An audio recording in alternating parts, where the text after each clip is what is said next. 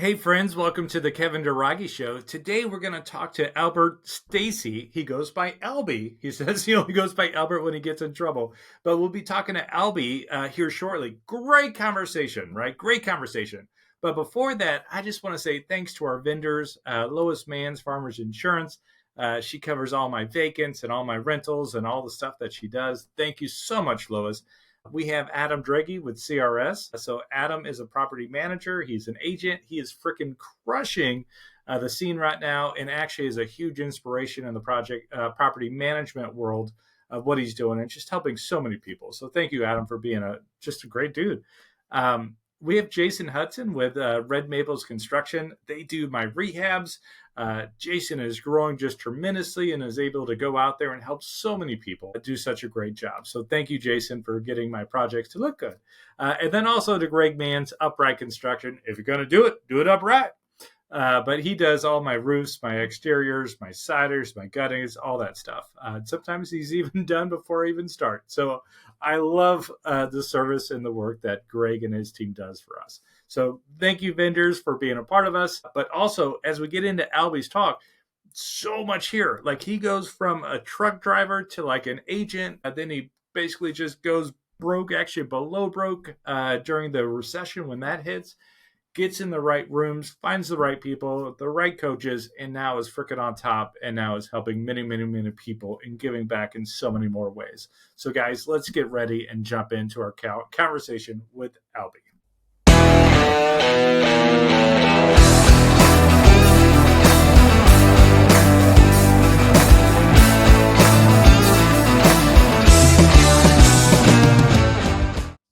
All right, and now here we are getting into our conversation with Albie. So, Albie, how are you, man?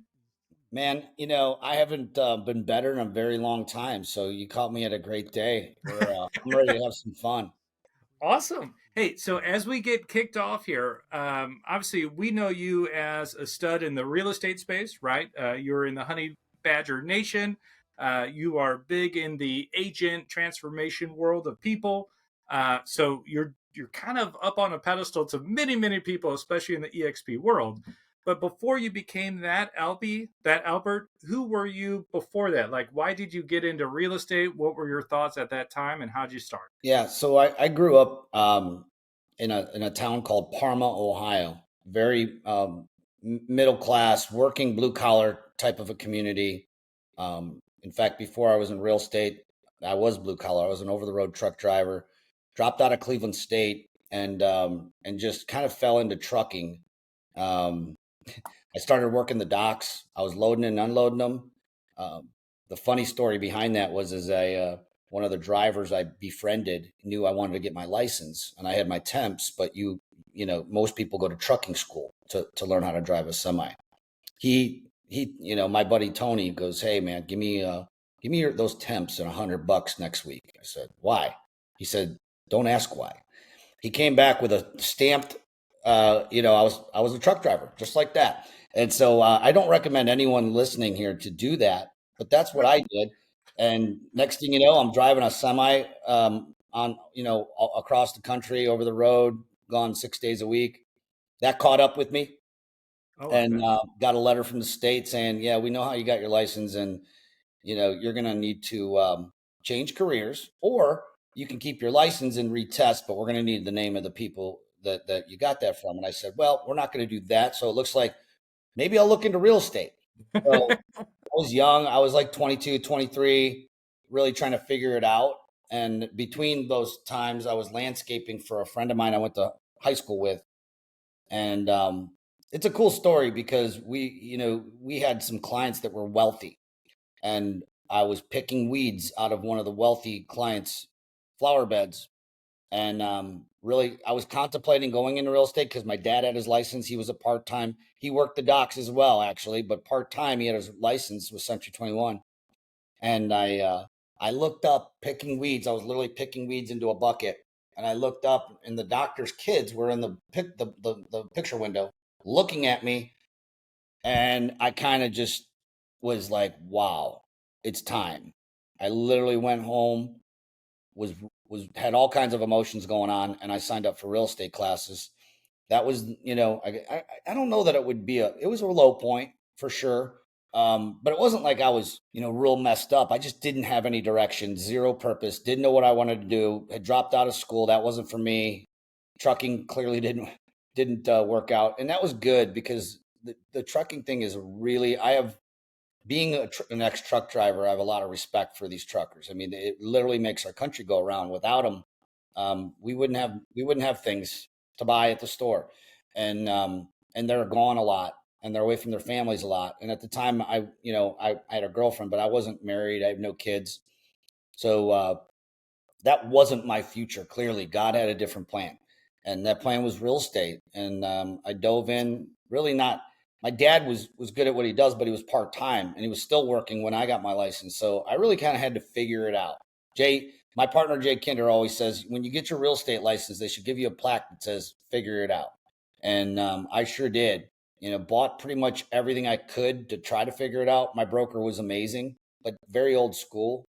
Didn't here's it was called a Haynes directory that had every phone number. This was back when they had actual phones in houses.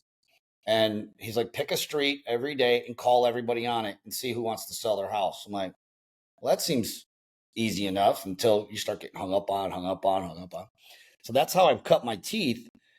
Long story short, in 2007, I left a company I was with and went to Remax and started a team. Again, not knowing anything what I was doing, really winging it as I went, but lost.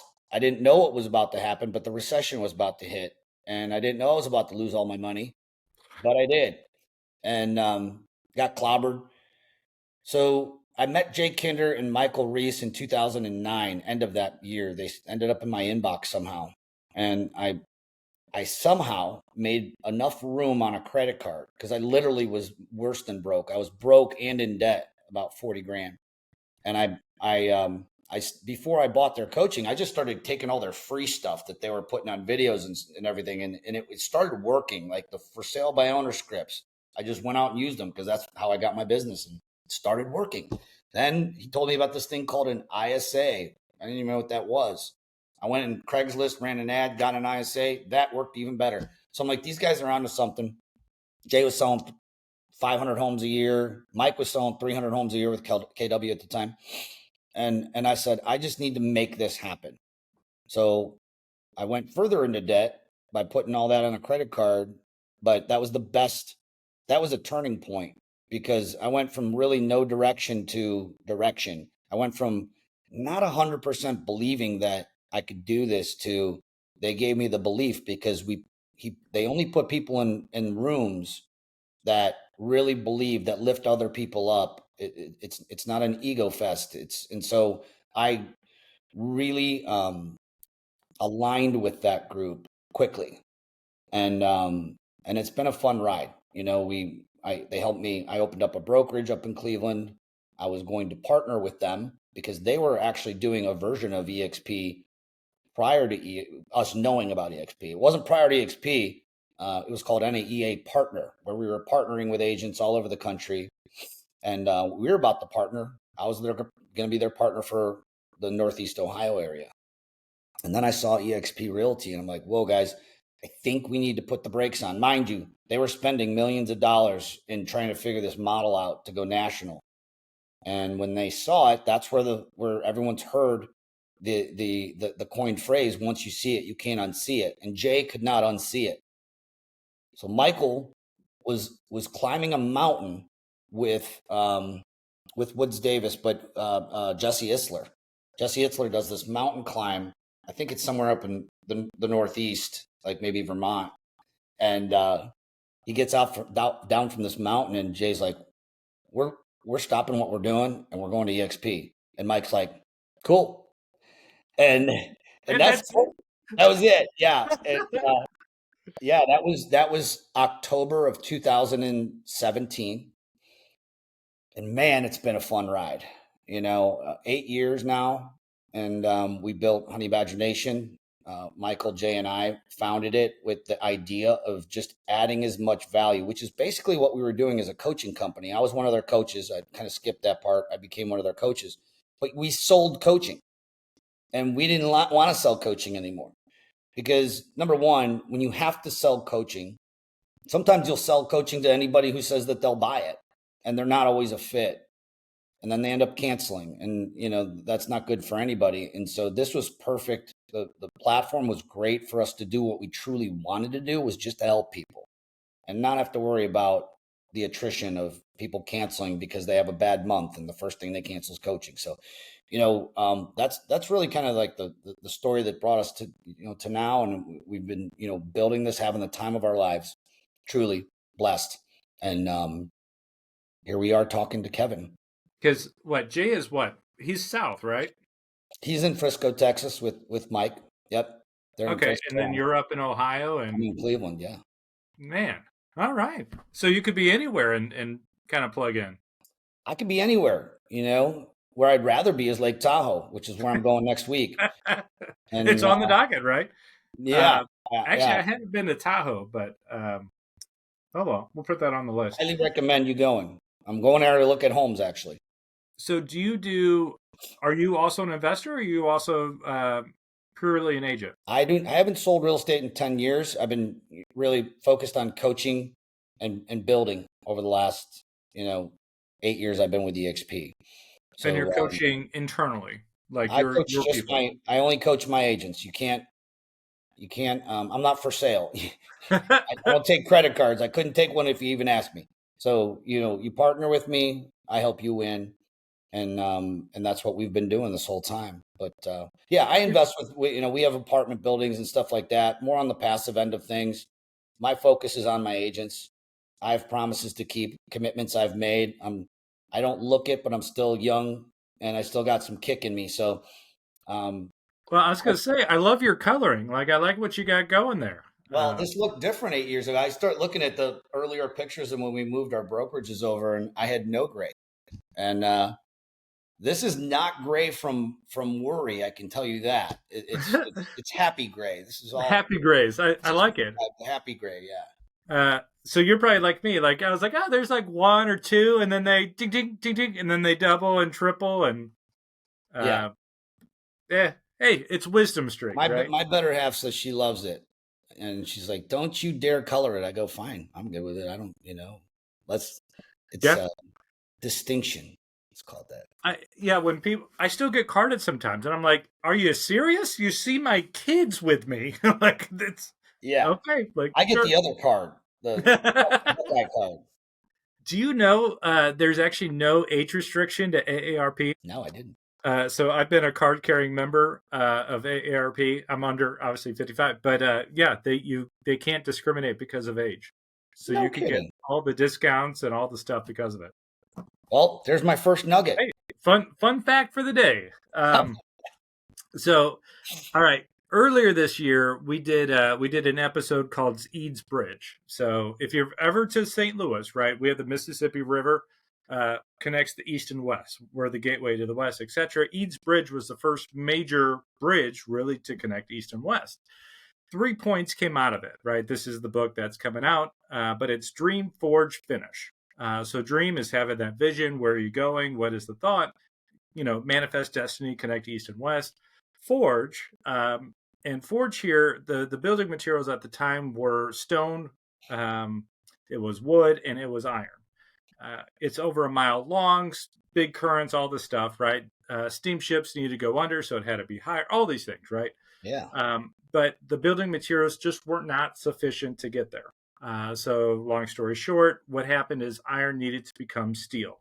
The way you do that, it has to be heat, you have to have pressure, you throw in additives or healthy habits, and you got to take out impurities or bad habits, right? So this idea is what made iron into steel. With steel, we were able to connect east and west, make all the commerce and industries and trains and all the stuff that comes from connecting it. And then the last point is finish. A half-finished bridge doesn't get you across the river, right? You have to finish your task. I love history if you didn't figure it out, but also I like to turn it into entrepreneur terms so we could understand it, right? Learn from your past and then apply it to what's prevalent. All that said is the forge is really the key part, right? And then we looked at it as character, right? So what was a forging moment for you in your young career? Like, do I give up or do I turn and do this? Right? You said picking the weeds was a low point. Was that the lowest point, or was most of us have a couple little iterations, right? Usually, you have one of these Yeah. forging moments before you kick up to another level. So, what Oh, would you say is a forging moment for you? there's no one low point, that's for sure. Obviously, I shared the story of what got me into real estate. As I shared as well, in 2007, 8, 2007, I started my team at Remax and really was blindsided. I really just had my head down, was working as hard as I could, trying to figure it out. And then this recession came along. Had to figure out what a short sale was. Um, did legit go broke. My father had a heart attack and got quadruple bypass surgery. And so all this happened. That was '08. I had a tenant who I lovingly referred to her as Beelzebub's sister. If you're biblical, you know that that's not a good angel. And she was destroying this house, leaving water pour through. I'd have a contractor go there and would claim that he stole her diamond earrings, but she doesn't have any diamond earrings. Long story short, that happened, and she wasn't paying me. I was in the middle of trying to evict her. I had a bad loan on that because if you remember, that was a lot of the reason that everyone was in the pickle was there were bad loans being handed out. This one was an adjustable arm. It adjusted. My payment went from 900 to 1400, and I was getting no rent. And I barely could sell houses. So I wasn't going to not pay my mortgage. So I stopped paying that mortgage. There was a lot that happened that year. It's one of those things, Kevin, where I don't know if you've had a year what, where you look back and you're like, I'm thankful because of the grit that built within me because I had to go through it, but I never want to go through it again. So it left some scars, no doubt, but I'm grateful for those scars because it also turned me, into a little bit more of a fiscal conservative when it came to finances. Not that I wasn't, I've always been conservative with finances, but I really didn't understand money. And I did not grow up with money. I never was given a lot of money. And so therefore I had really a very low financial intelligence score, but I didn't even know it until I get hit with a 2x4 up the head. And for me, there was an ego involved where I could have filed bankruptcy. I'm like, no, ain't doing that. I'm fighting out of this. And I think that goes back to when I was a kid. I'll put it this way. When I was a freshman in high school, I came in, I was 4'9". I weighed 90 pounds. And then I started to gain a little bit of weight, but I got to like 94. They wanted me to wrestle at 92. My mom said, "You're quitting wrestling because we're trying to get you to gain weight." I was a little guy, and I got picked on a lot, bullied a lot. And in kind of retrospect, as I've really, kind of come into my 50s, started really looking at what that did to create who I am today. And I never really dug into that until I really started wanting to know the truth of why I am the way I am. And what my therapist had suggested is that you grew up a fighter, and that fight never has left you. In fact, it served you in some cases, but sometimes it doesn't serve you, especially like within relationships. My fiance and things of that nature. I'm like, wow, that makes so much sense because I fought my way out of everything. Sometimes physically back in the day, and now it's just fighting through problems, fighting. I'm going to solve this. And by force versus from the spirit and flowing through it, something that I'm learning, and I don't believe I'll ever stop learning that. But anyways, that's how I grew up. And then fast forward, I fought through that recessionary area or time, I should say. Luckily met some really really great people who are my best friends today, and I really elevated my game because I stopped hanging out with the same crowd that was not intentionally holding me down or back. It was because my environment. So the big turning point, the forge area to answer a short question in a long manner is when I got around I got in the right room. I got around people who thought bigger than me, who believed that anything was possible. And I did have limiting beliefs. And so when I surrounded myself with the right crew, everything changed, period, end of story. If that was the one thing. And it wasn't just Mike and Jay. It was the crew they surrounded themselves and attracted to their, to their coaching organization. It turns out we're like family. The reason why Honey Badger Nation grew is like it did. It wasn't because we were recruiters. I can guarantee you that we did not know what we were doing coming into this. We knew how to sell a lot of real estate. That check in the box. I can show you that. We had zero knowledge. My brokerage was 10 agents. Mike and Jay had 20. We did not have big brokerages. We had no idea how to, but we did kind of have a little idea. What we did was we took the same philosophy from a top of funnel standpoint of how do we get a client to pay us for coaching? Same exact philosophy, but we're not charging them for coaching. So it became a little easier for us because that barrier of like, oh yeah, I can't afford that right now just went away. They just had to trust us. And it did require them, of course, to move their license over. And that's how Honey Badger Nation grew. So yeah, forging point was the point where I got in the right rooms. Love that. So I love life coaching, right? The first 5 episodes in this series here is like my live seminar that I talk about. So one of those pieces is a friend audit. A simple way of saying it is if your phone rings, and you see the name, do you go like, hooray, it's Albie? Like, is it a thumbs up or are you like, oh shit? Is it, well, and then there's also transactional people, like it's fine. So mid is what my kids in high school say. So is it thumbs up, thumbs down, or mid? And it's one of those like, all right, eliminate the down people, reduce the mids, and then make sure that you're taking the thumb up people. That's just great. like what you said you did without training, right? That helps open up and you just become a better person around better people. Yeah. That's fantastic.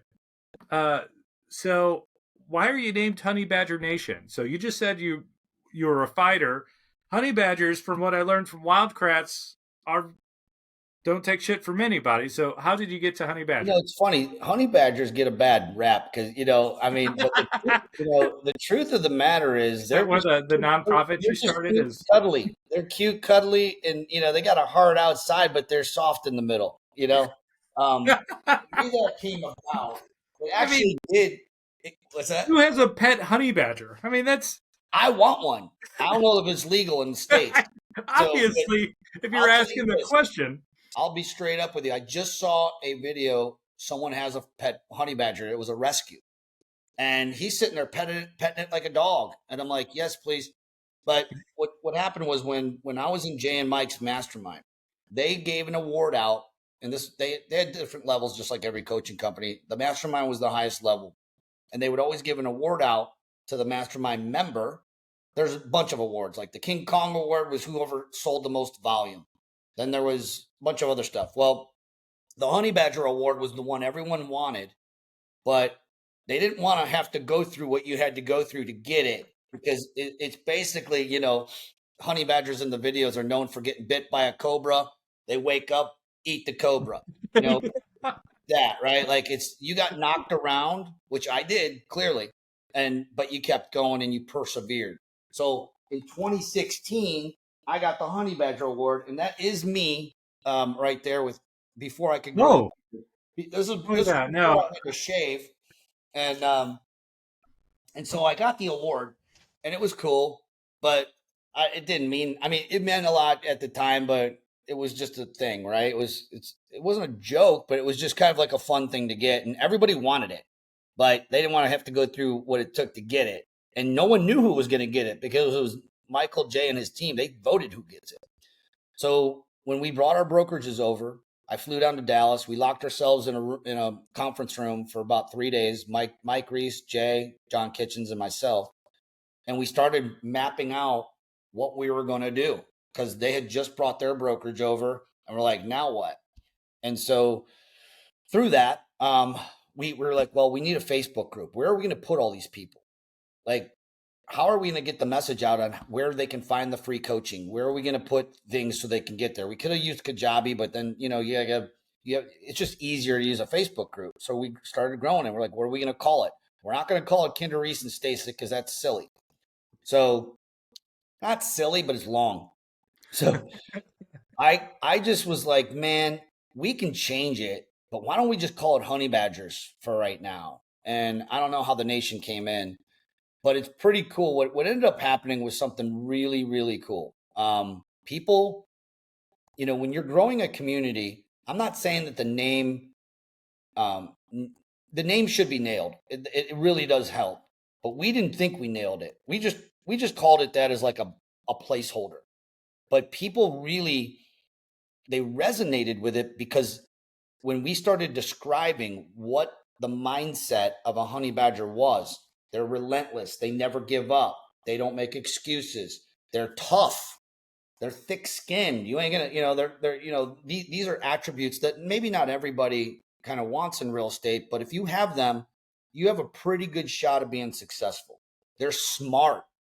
If you Google, any of your listeners Google Stoffel the honey badger on YouTube, he was a rescue, but he was kept in this like sanctuary for all kinds of animals, but they could not keep Stoffel in this cage. He figured everything out that they had him caged. He dug under one time and got out that way. And then they tried to reinforce that. He always figured out a way out.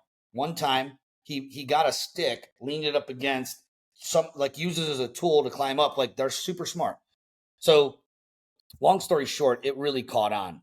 And 2 years into it, I go to an event. This is a young man who he's got a really successful business now, teaching AI. His name's Nick, and he texted me and he goes, "Dude, you'll never believe what I just did." I go, "What'd you do?" And he sent me a picture of his chest, and he's got a honey badger tattooed on his chest. And I'm like, "Dang, okay." So the funny thing is we changed Nick, he either loves this or hates it, but we changed the logo from this honey badger because it was kind of a scary looking thing with claws to this.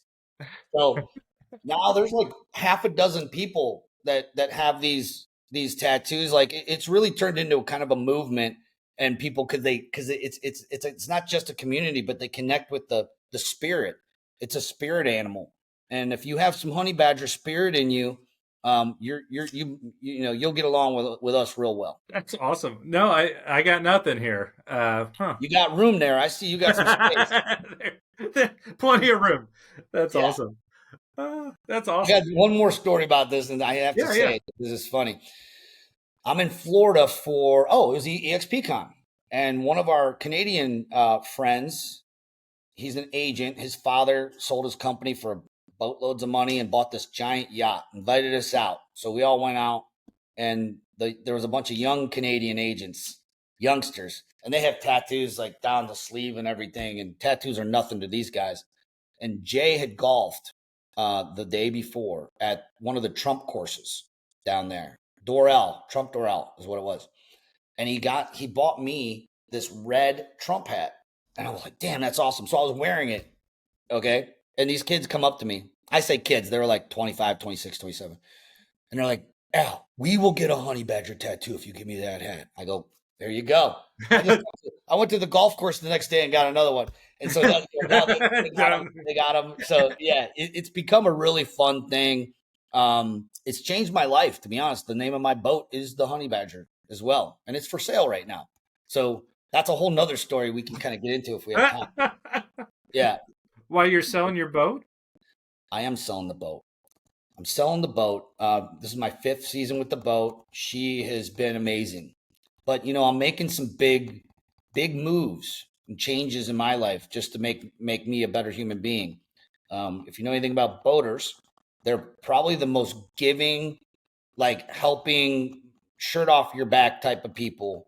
And my dock's full of those friends. But they also like to throw them back a lot. And and so I'm not against drinking. I'm not drinking now, but alcohol has been part of my life. Not in a way where it's been where it's affected things badly. But here's the truth of it: alcohol is no good any way you shake it.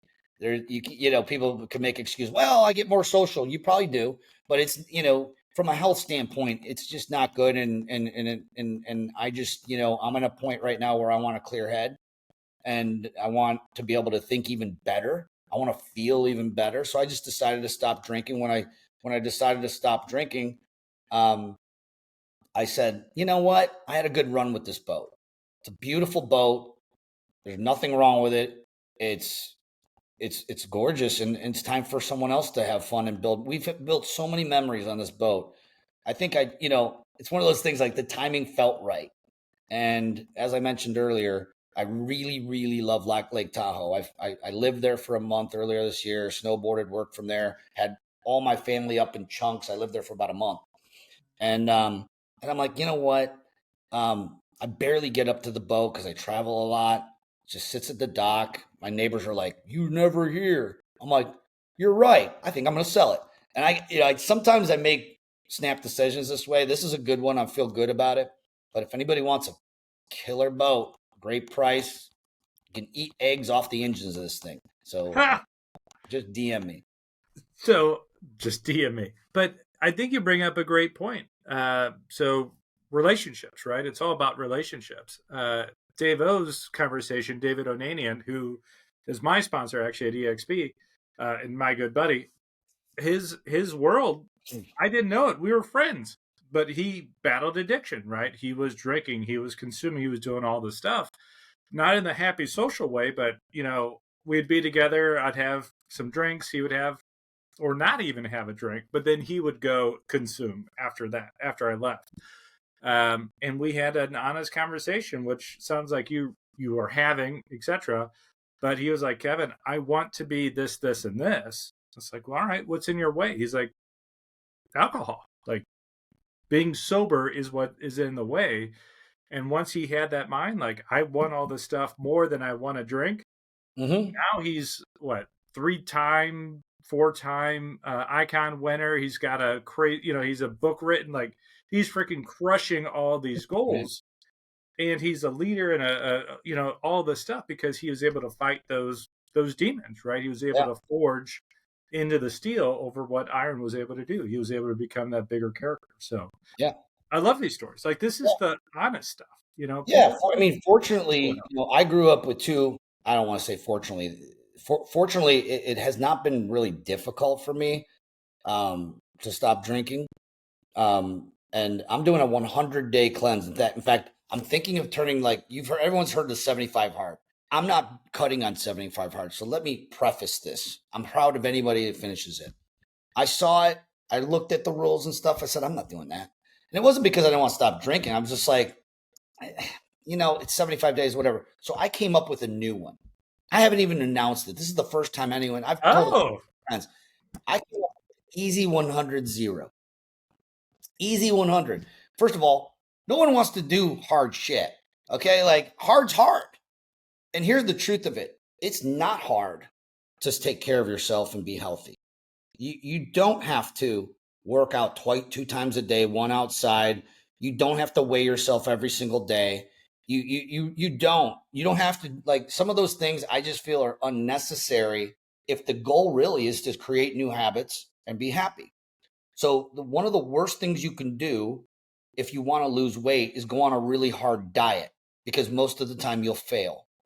And you've probably heard this because you're into personal development, and the Kaizen way is little baby steps toward it, right? Like, it's you want to maybe run a marathon.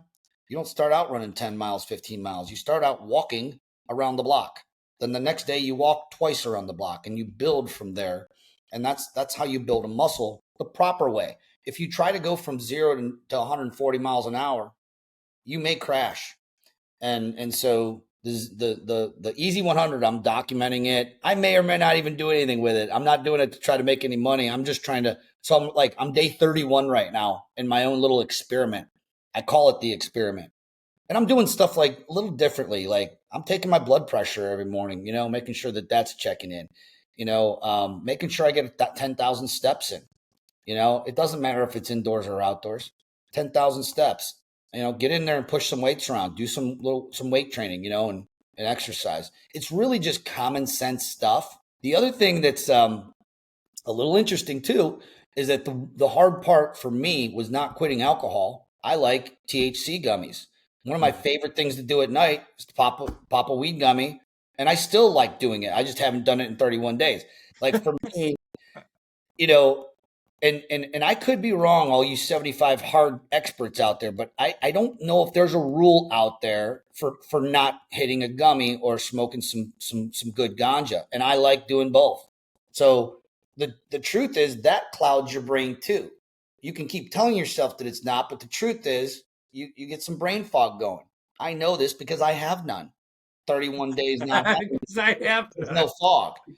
So I'm just doing a 100-day thing. Like, listen, I'm not here to tell you stop drinking. I ain't here to tell you stop smoking weed. If you enjoy that, keep on keeping on. It's your journey. For me, I've had an interesting month. My month, consisted, without getting into details of just some relationship issues, and so I was invited to speak at Build on the Sea at Sea with my friends down in Florida. And when I got on that ship, I was in probably talk about a low point emotionally. I was empty, um, depressed, did not want to be there and speak. I just didn't even know how I was going to pull it off. I was the opening speaker, and I was just like, I don't think they want me right now. I'm not at my best.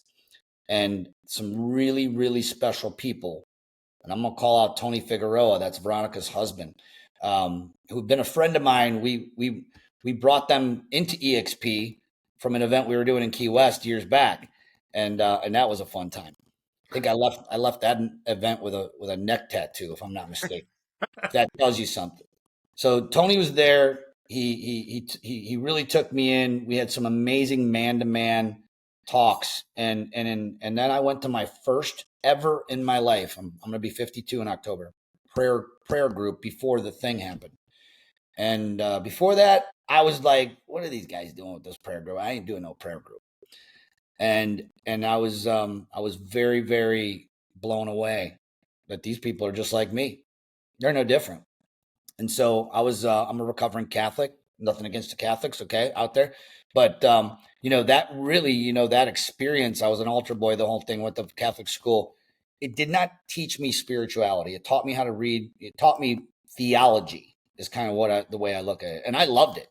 I love theology. I just missed the whole spiritual part, which is really what I've been looking for. And it's been when they say fill out the 5 things, like where are you in finances, where are you in this part of your life, fitness. I always had some decent scores going. Finances, spiritual, 0 for 50 years, 51.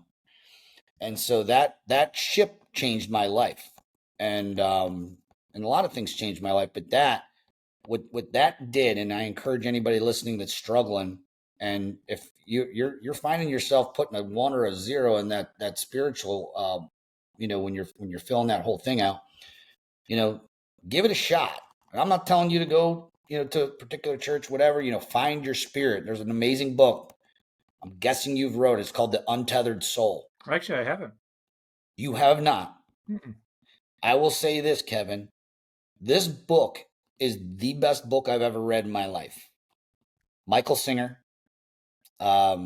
He has a couple other books. One of the other ones that I read on the way when I was driving to Lake Tahoe was called the Surrender Experiment, because I kind of knew deep down, without having the whole spiritual connection, that I needed to find it. And one of the ways that you got to find it is you have to surrender. And I've always been like, never surrender, like. So the book was great. It was really good, I would say. But The Untethered Soul, I'm buying. Let me put it this way: I'm buying copies for every single person that I love in my family, friends. They're all getting a copy. Some of them don't know it yet. It's that good. And it's not a Christianity book. It's a spirituality book. There is some things in there, about Christianity and God. I'm a Christian. But whatever it is for you, that spiritual part was that I was stuck in my mind and my brain with everything. And when I learned that you just can step right out of that and come from here, everything changes. 80% of my stress went away like that, just like that. I mean, I got it because I really, really wanted to learn. Like I had a burning desire to really figure this part out. And so luckily I had some teachers along the way. That is great, Albie. Untethered Soul, I wrote it down. I'm a huge Audible fan. I consume many books, right? A lot of them are history, so I will preface that. But I'll tell you, did you read John Eldridge, Wild at Heart? No. So you kind of mentioned it in a sense, but he talks about it takes a man to raise a man, like to take a boy into manhood, uh, regardless of age, right? Yeah. Because we know adult boys, right, 40s, 50s, etc., but they're still boys. They're not a man. Yeah. But it takes a man to welcome you into manhood, right? Yes. Expanding that idea, it takes an entrepreneur to raise an entrepreneur. Just kind of like you found your Mike and Jay and kind of your world. It takes somebody to kind of be like, hey, no, this is how you actually do this. Like you talked about financial literacy. Not all of us learn it from our parents. I had some coaches that kind of taught me things like, hey, this is kind of how you do this. But until then, you have your book smarts, just like you talked about. God, I understand it here. I don't understand it here. Yes. Until you have assets to move, you don't really know how to handle assets. I mean, you just don't know. Yeah. But that concept of being a man and being welcoming other men, it's one of those like, I have three boys, two in high school, one in middle school. And it's one of those like, I could yell and wag my finger, or I act as a man. And then they're like, oh, that's what I want to be. So like they come and they help us on some of the rehabs. I teach them how to do stuff. It's like, it's one of those little moments like, hey, here you want to be, I still want to be in the trenches because I like it. It brings joy to me. When I was scaling out of it, like I was losing my purpose because I want to know the people. When you're just sitting in the ivory tower, it's hard to have all those connections. At least that's how I operated. We need more masculine leader figures for our young men more than ever right now. It's a big deal. Problem is that there are, ideas and forces working against that, and it's a big problem. I mean, just look around. It's very obvious. That brings me to another book that now this is a little edgier. I'm gonna give this one on maybe a PG-13 R rating on this, but it's actually not.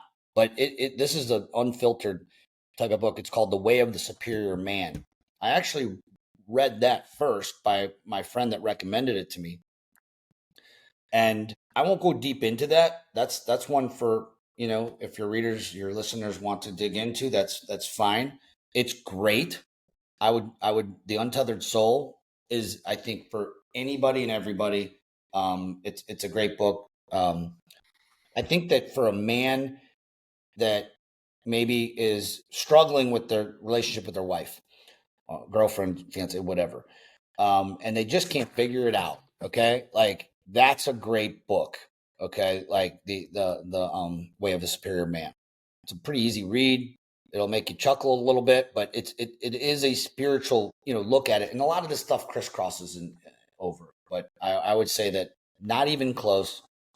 First place with not even a close second is The Untethered Soul. I'll be reading that book. My buddy that even told me about is he read it for 5 straight years over and over and over again. Oh wow. Yeah. I haven't got that far yet. So I just finished my first time around. I will be doing, and I'm like you, I like to listen to the audio, but what I'm starting to do is I'm buying the actual, paperback or whatever. And then the second time around, I'm listening and reading and then marking it up. It just sinks into my simpleton brain a little easier that way. I love it.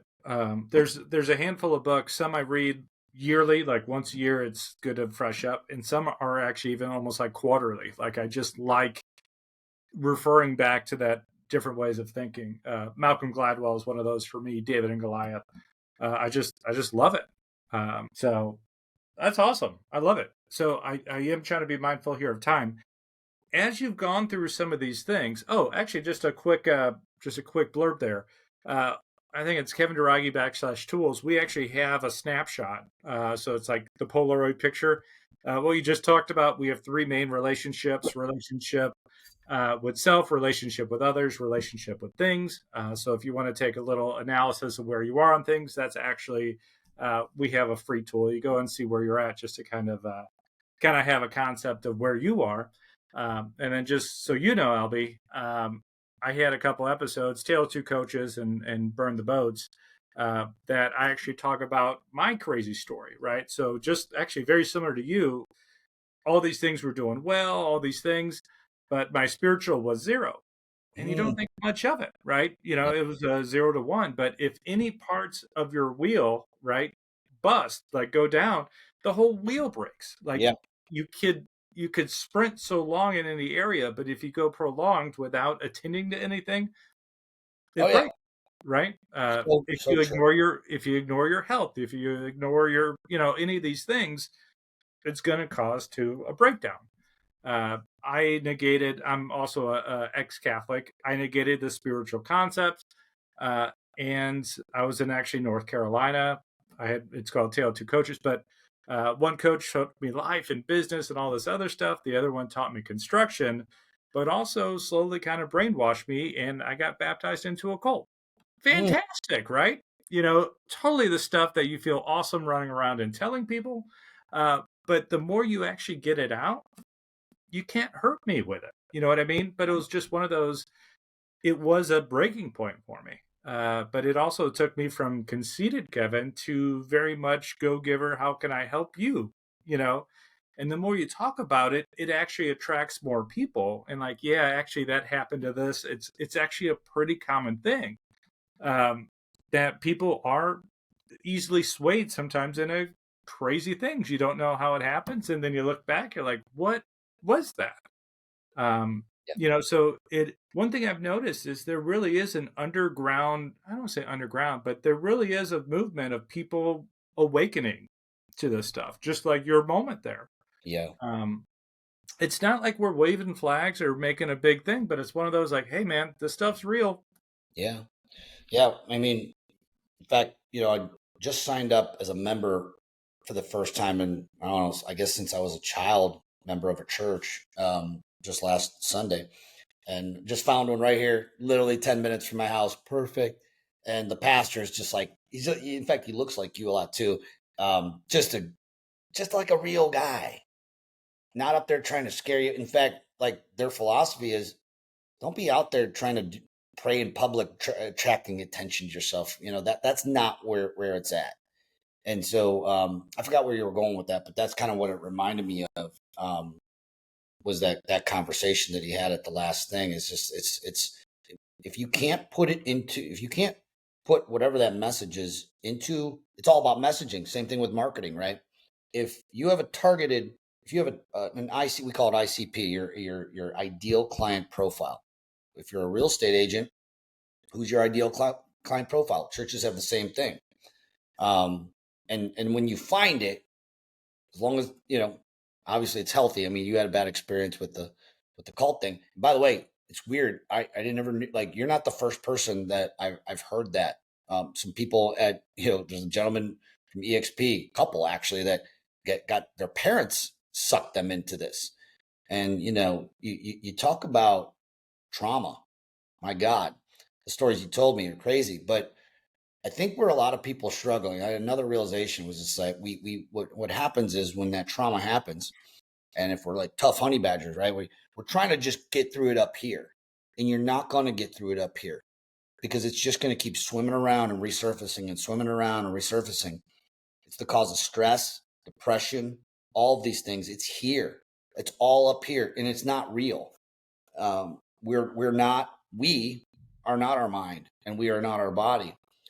If you chopped off my arm, I'm going to still be the same kind-hearted person that I was. So, you can't point at the body. It's just my shell at the moment.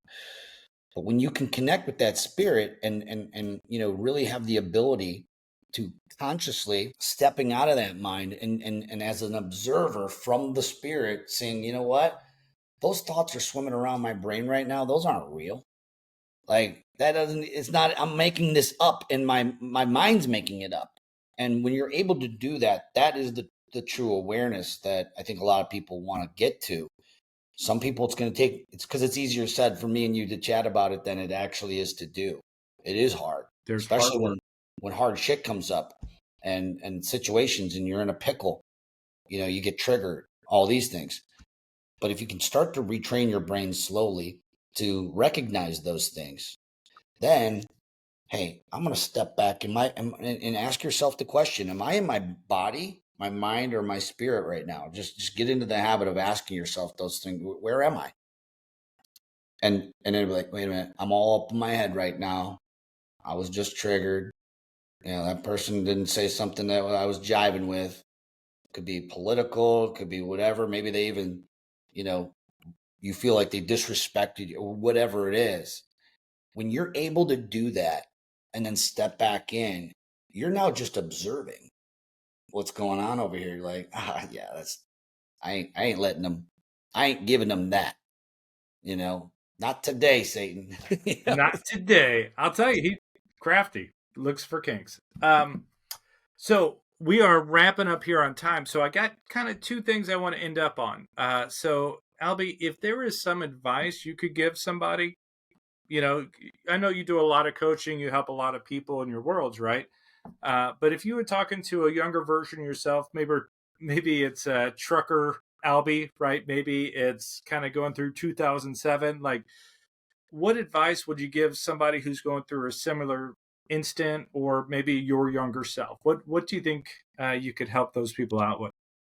Well, there's a lot of advice we could give. The first thing that popped into my mind, I'll go from there. And it's funny because Mike Reese was just calling me. And I don't know if this is a spiritual thing or what, but it was his quote that he said one time. I was in my office, and this was before we were at EXP, at my brokerage, and things were starting to just get hairy. I don't even remember what it was, but I was all fired up over something. And Mike is like, man, is that really a problem? I'm like, what are you talking about? It's a problem. They should be doing this. It might have been over an employee, an agent. I don't even know. And he's like, man, me and Stacy, his wife, just got back. And this is when one of his sons was real young, like 2. And we just found out that there was a possibility that he was going to have a very short life from a condition. And thank God that condition wasn't that he was misdiagnosed, but the thought of that.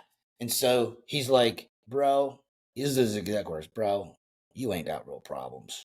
That's a real problem. It put a lot of things in perspective. So like, from your audience's perspective, really start to ask yourself, are the problems you think you have right now really problems?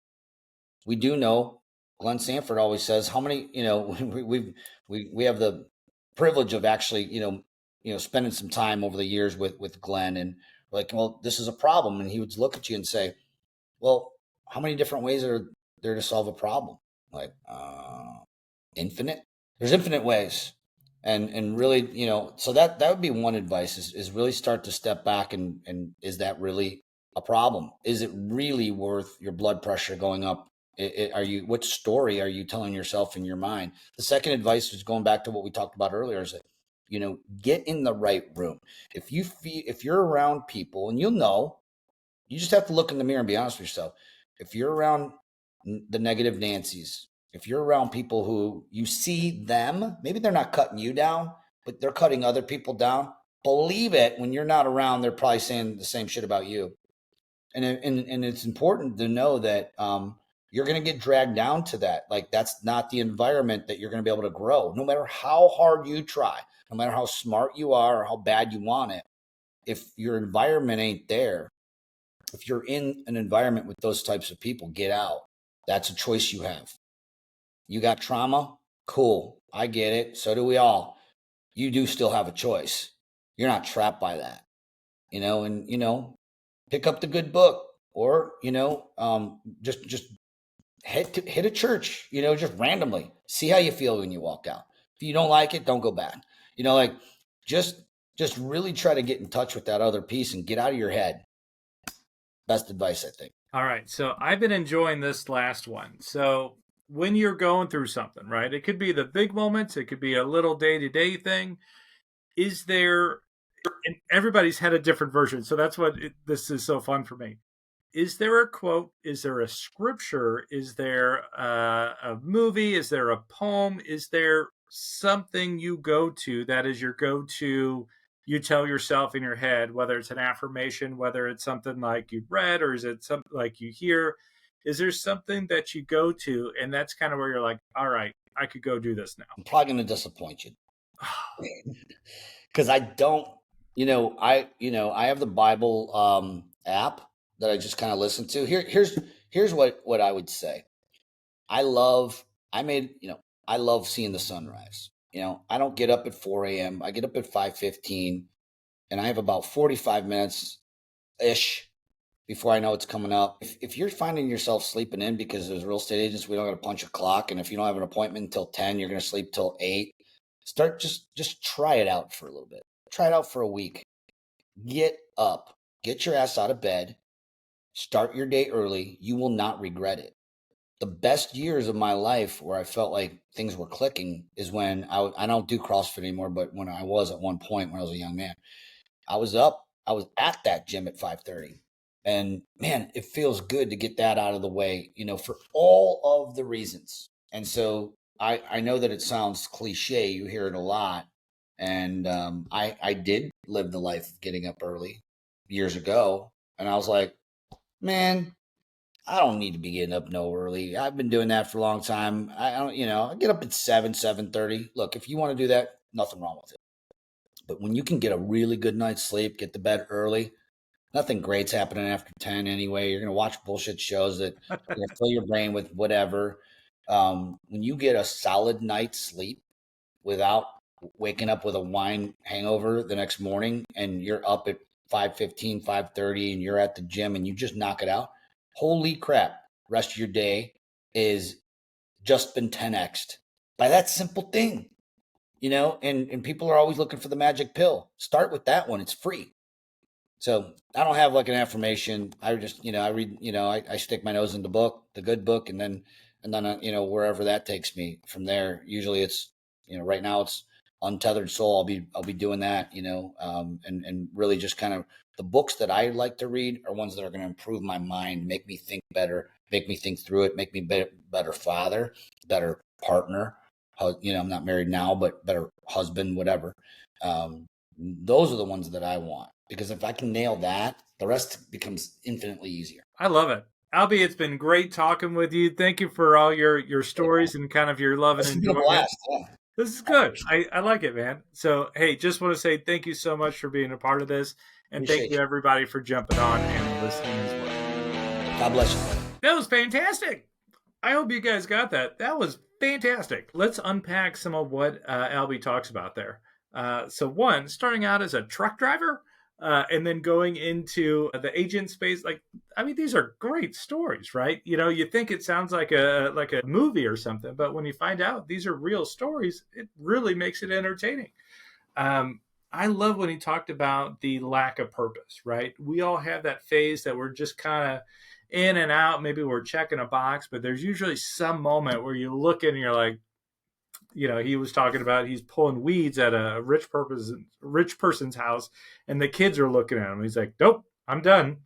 I remember taking trash from a fast food restaurant and throwing it out as the sun was setting, and it was just beautiful and all this stuff. And I'm like, "What am I doing here? Throwing out trash in where I'm buying these 30 seconds outside the door as like my cherished moment." So yeah, we all have that moment, but that finding that purpose or that drive or why are we doing this is totally, totally awesome. When he was talking about when he was finding his coaches there, he found Mike and Jay, and he's like, man, I don't have the money, but I will consume all the free stuff. And then when he found that it was working, I was like, oh my gosh, what else can I keep doing? I'd say, man, just take that advice right there. Be gritty, just consume and then apply and drive and go out there and do it. Really, really like that concept. So let's look at some of the advice here. I like the 75 hard, and he's doing that easy 100 0. So, hey, it was announced here first. So just heads up there as this comes out, like placeholder. But then also, like some of this advice, is that really a problem? It also, I've heard it called, if you can fix whatever problem you have with money, it's just an expense. But it is one of those things, kind of just put things in perspective. Hey, is that really a problem? There's a lot of big things going on. is this little thing. Like today, we had a closing that had to be moved back a couple days. Is it frustrating? Yeah. Am I going to lose my joy or peace about it? No, it's not really a problem. We know it's going to close. It just needs a couple more days. Um, but then I also I appreciate it because I'm a big fan of breaking whatever rules are there just because you can. But if the question was, what quote or what's an affirmation, where do you go? And his answer was, get up and go see the sunrise. Love it. And I'll tell you, that really is refreshing. One, to break whatever cycle you're in. But have you ever watched a sunrise and it puts you in a bad mood? Usually not. Usually that's something that's really awesome to see and just kind of helps you realize where you fit in the universe. And sometimes it's really, really small because all these wonderful things happen. And Albie, it actually makes me think of my dad's advice on some stuff, like when you're worried about girl problems or whatever when you're kids. And you're getting so consumed by this little stuff. He used to say, well, Kevin, the sun will rise tomorrow. And it was just one of those like, you know what? Whatever I'm working in here or in here, in a sense, it doesn't matter. The sun, all that stuff, it keeps going. So it just really helps you realize that there are bigger things, right? Is that really a problem?